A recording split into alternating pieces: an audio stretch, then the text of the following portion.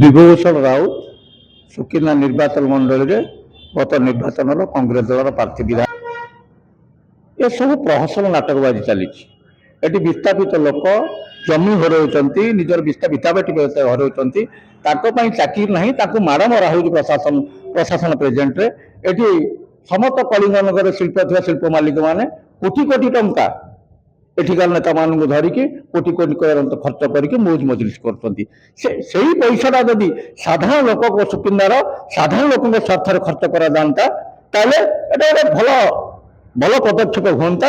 ଏଇ ଯୋଉ ଜିନିଷ ଚାଲିଛି ଲୋକମାନଙ୍କ ସୁରକ୍ଷା ପାଇଁ ଲୋକମାନଙ୍କର ଉନ୍ନତି ପାଇଁ ନ କରିକି ଏଟା ନିନ୍ଦନୀୟ ଘଟଣା। ଆଜି ଡିମାଣ୍ଡ ବି ଆମେ ଦେଇଛୁ, ଯୁବ କଂଗ୍ରେସର ସଭାପତି ଥିଲା ବେଳେ ଆମର ଗୋଟିଏ ଡିମାଣ୍ଡ ଥିଲା ଏ ଏରିଆରେ ଗୋଟିଏ ସୁପର ସ୍ପେଶାଲିଷ୍ଟ ହସ୍ପିଟାଲ ଖୋଲାଯାଉ। ଆଜି ଯଦି ସେଇ ପଇସାରେ ଗୋଟେ ସୁପର ସ୍ପେଶାଲିଷ୍ଟ ଖୋଲା ଯାଆନ୍ତା ତାହେଲେ ସୁକିନ୍ଦାର ଲୋକ ଏଠି ଯେଉଁମାନେ ଏଠି ଆଫେକ୍ଟେଡ ଲୋକ ଏଥିରେ ଚିକିତ୍ସିତ ହେଇପାରନ୍ତେ। ଆଜି ଆମର ଡିମାଣ୍ଡ ଅଛି ସୁକିନ୍ଦାରେ ଗୋଟେ ସୁପର ସ୍ପେଶାଲିଷ୍ଟ ହସ୍ପିଟାଲ ଖୋଲାଯାଉ।